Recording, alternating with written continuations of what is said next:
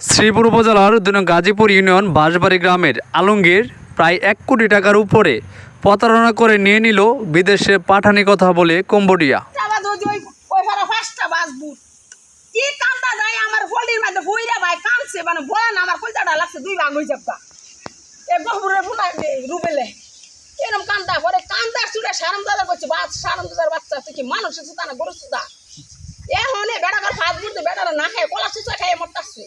পরে হে রাত কিরা ভাত বুট দিছে নাইলে বেন্না আর মারে আর বউরে ধরে নেগা কিছুই নাই।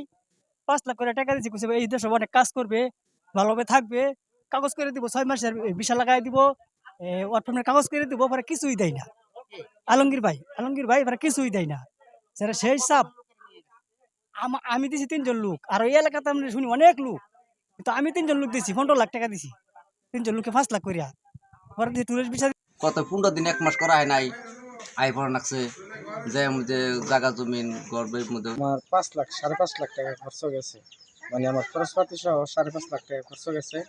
আমি যাই হেরা কাজ করছি লোকা 18 দিন, তারপরে আমার মানে আমি টিকছি লোকা 1 মাস 10 দিন, 1 মাস 10 দিনের মাথায় বাড়ির থেকে আরো 40,000 টাকা নিয়ে হেরা তারপরে আমি আসা মানে লোক লালসা দেখায় আপনার এদেরকে বিদেশ নিছে, নেয়ার ভিসা দিয়েছে মাত্র 1 মাসে, বেড়ানোর ভিসা যারা বলে নেয়া, তারপরে ঠিক মতো কাজ দিতে পারে নাই, এরা কাজ ঠিকালে করতেও পারে নাই, টাকা দিয়ে কাজ কিনে নিয়ে যাই নিতে হয়।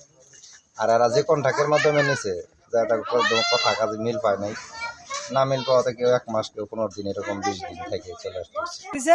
লোকেরা আমি দেশে দেবার টেয়া পাঠায় দেশ লোক ঘুরাই আনছি দেশ।